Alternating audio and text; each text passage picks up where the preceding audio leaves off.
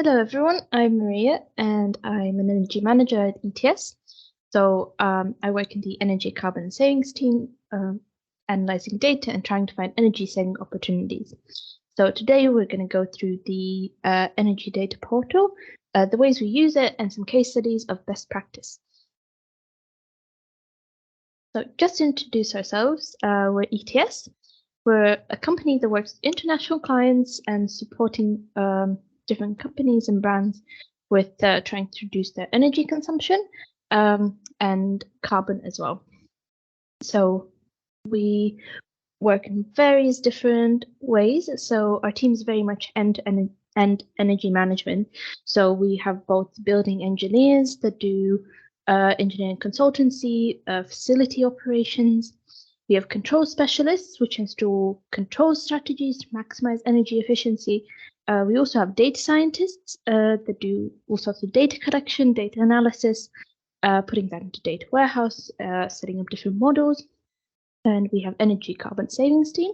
So that's the team I'm part of. And we do general energy management, data analysis, trying to find opportunities, ensuring compliance, and lots of fun things like that. And yeah, here you can see all the, the general things that we do day to day.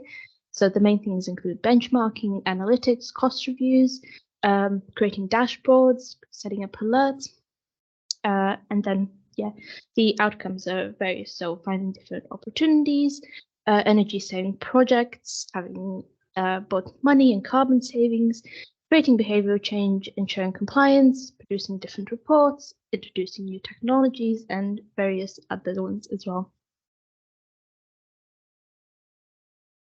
So the main thing we want to talk about today is our energy data portal.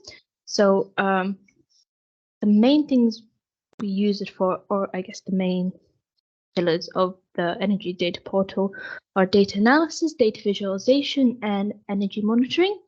So starting with data analysis, here on the screen you can see various different devices. So the main thing with the energy data portal, it's very compatible.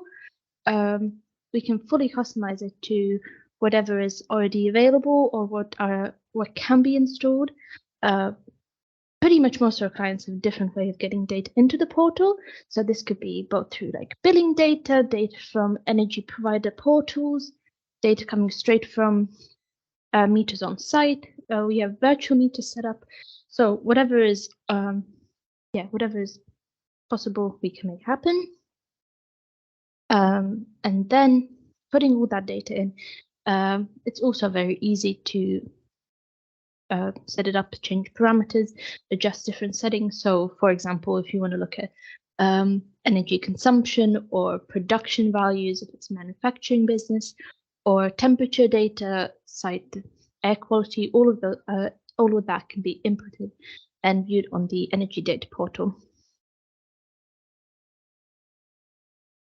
So after all the data is gotten in and set up to whatever is needed for you, we can visualize it. So there's various different tools on our energy data portal that we can use to look at the data in more understandable way than just a table full of numbers. So one of the main things we use are different dashboards that are available. So here you can see there's a fully customizable dashboard where you can put different visuals or different, titles or numbers or text boxes that you might want to present to your clients or to yourself. There's also different pages for creating reports or looking at specific customizable outputs. So for example, comparing consumption to previous periods, looking at how cost is split through, let's say, day and night with day and night rates. And yeah, we can share this both with you and your colleagues. So the main way we use energy data portal, and in my opinion, the most interesting one is energy monitoring. So this is finding those real energy opportunities and really understanding your data, understanding the behaviors and patterns that are happening at the site. So there's a few ways we do this. One of them is setting up alerts. So this is where we look at your consumption and see what the patterns are there and set up alerts to monitor unusual consumption. So for example, if it's an office, no one's there during the night, so we can set up alerts to monitor if energy consumption goes higher than we would expect during the night, and then if it does, we can identify if there's any opportunities there. Why is the lights being left on, or why is there extra energy use when there shouldn't be? We also monitor a project or different interventions. So this is done through the M&B feature. Here in the top screen, you can see there's two different consumption lines. So this is an energy intervention. So there was a project that happened on the site. They done some improvements to the site setup. And so in the blue line, you can see the consumption before. So the reference period, and then in the green line afterwards, we can see what has been the impact to the consumption. So real-time monitoring, what the impact is on consumption levels, what are the energy savings, and if the project has not gone as planned, so we don't see the expected savings, we can raise it. So these are the ways we find opportunities and also monitor if they're achieved.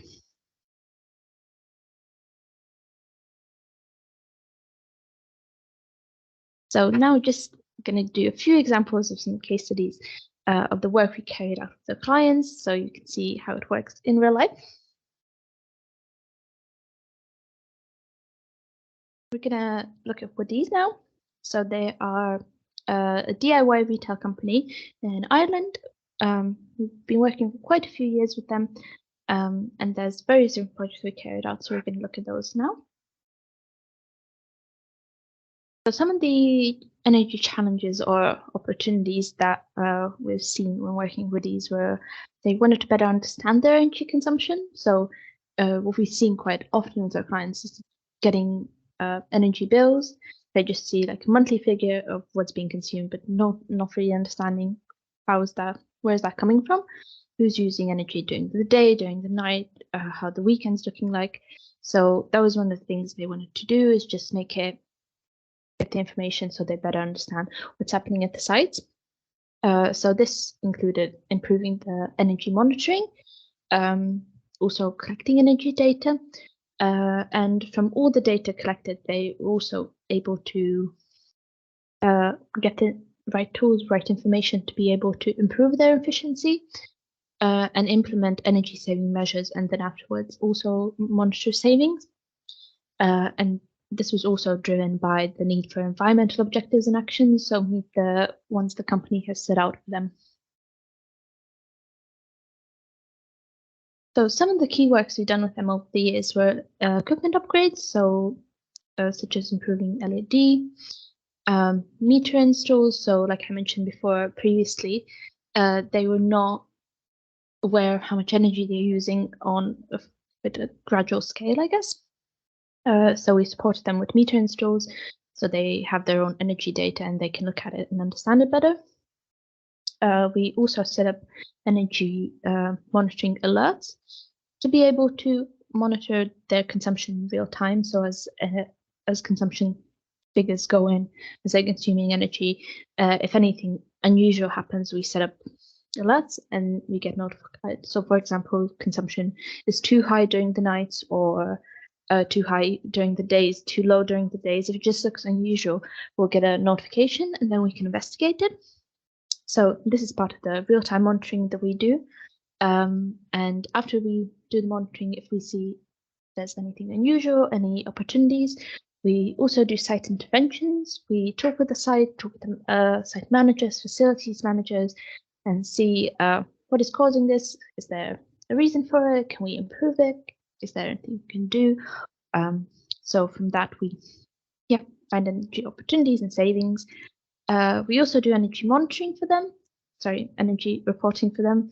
So this is preparing both weekly and monthly reports to just give a bit of insight of energy consumption at their sites, how it's progressing through time, through seasons, what are the opportunities, which sites may be standing out as the best energy consumers, like in terms of efficiency, or some that might need a bit more support. And we've also been carrying out BMS installations. So installing RDM BMS for some of the sites, and this is slowly rolled out to more to have better controls both electricity and gas consumption.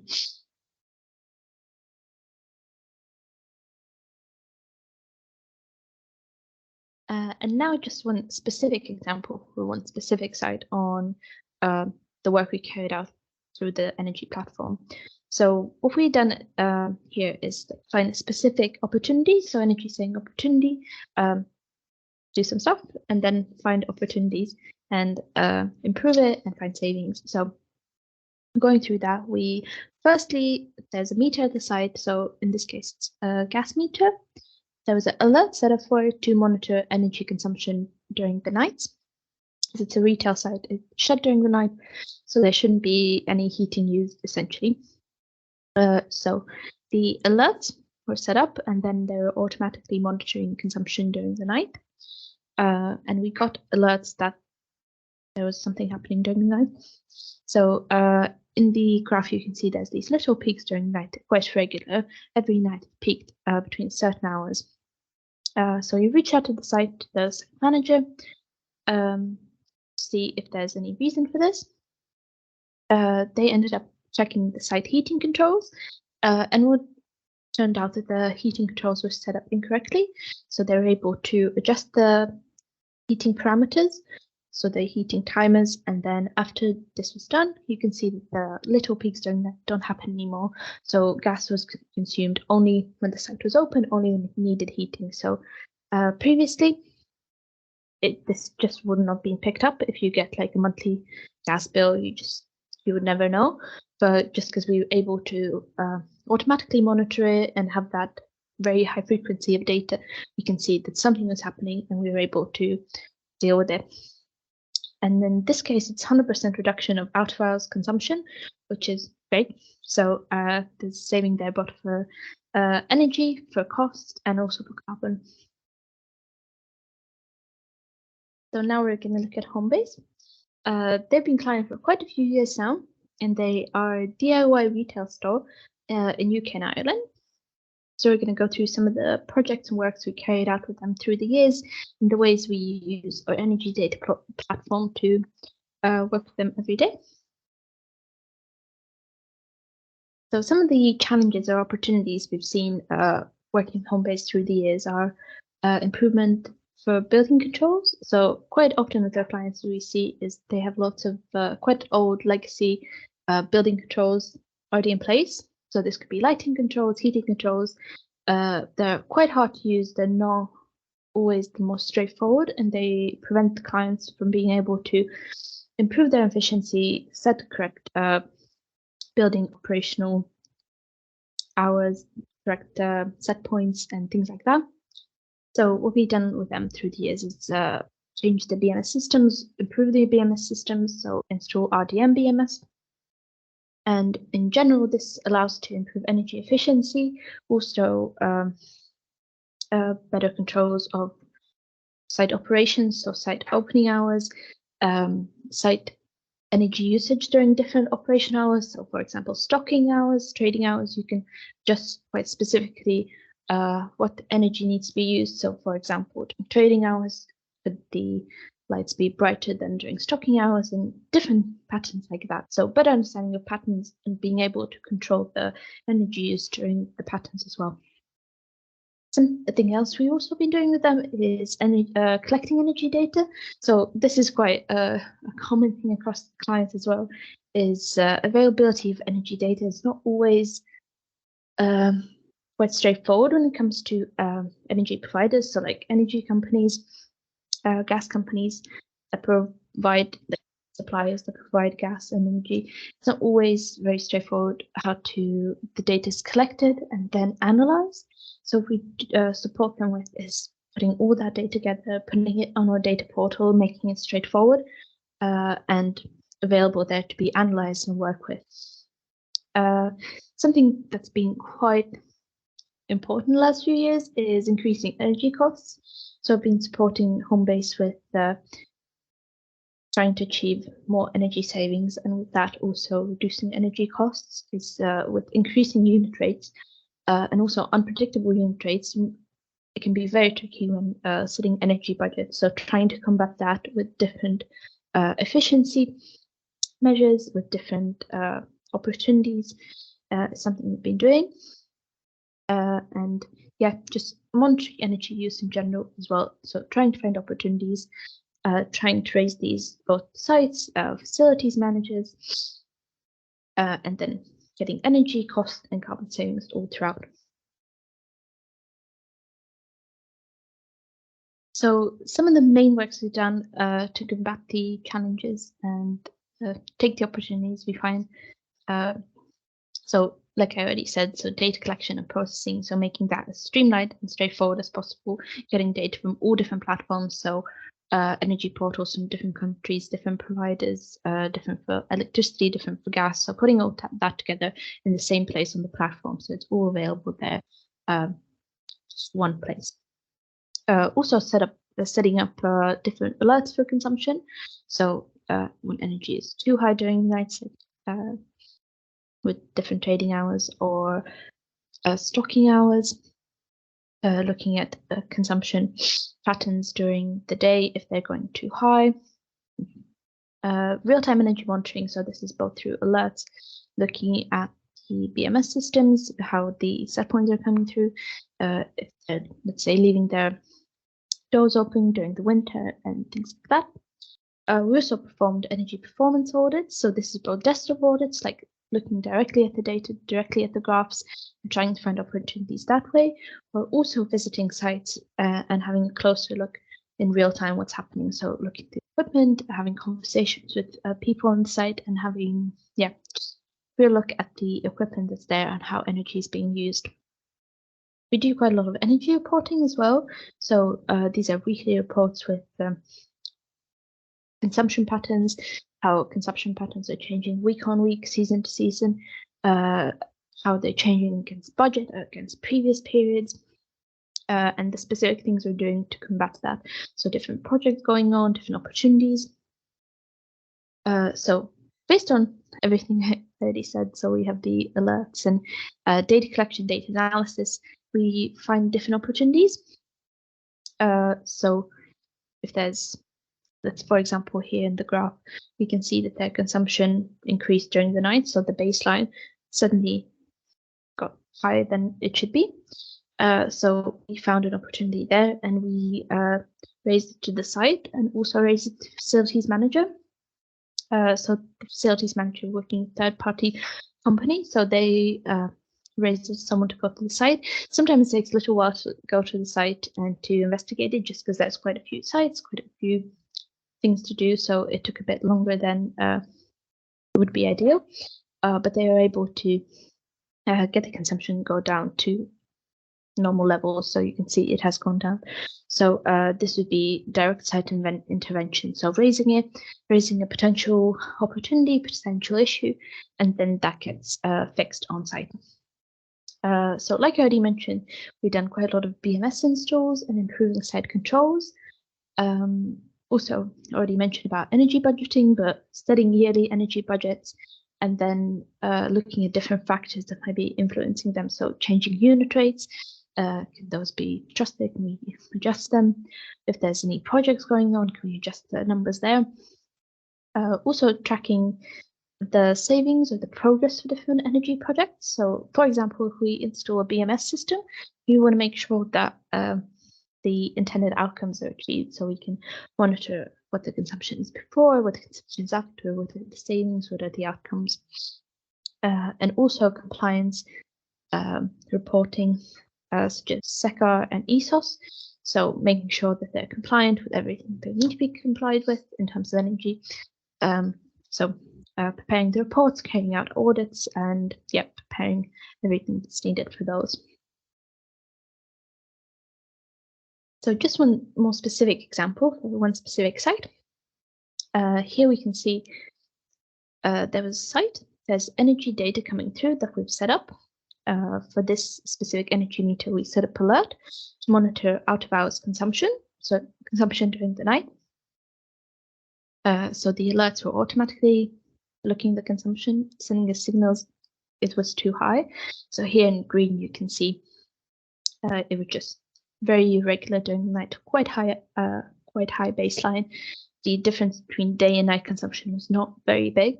So we got to alert, we had a look at it, and it looked very strange, didn't look how it should be. So we raised it in the site and to Site FM. So Site FM facilities managers are a third-party company. They went to the site to investigate, see what could be the issue. Is there anything wrong with the equipment? So on the site visit, they found the lighting controls were needed to be adjusted. So they done the adjustment, and we can see the consumption went down. So in the red line, the baseline is much lower. There's no waste during the night, and there's very significant savings that was made for that one site just from the alerts.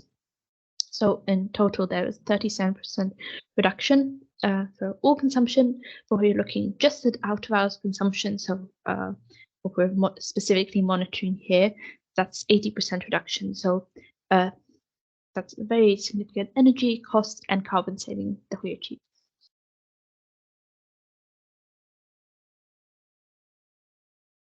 So here's just a few examples of how we use our energy data portal. But if you would like a full demo, let us know. Or if you have any additional questions or comments, please feel free to reach out to us. And looking forward to speaking to you. Thank you.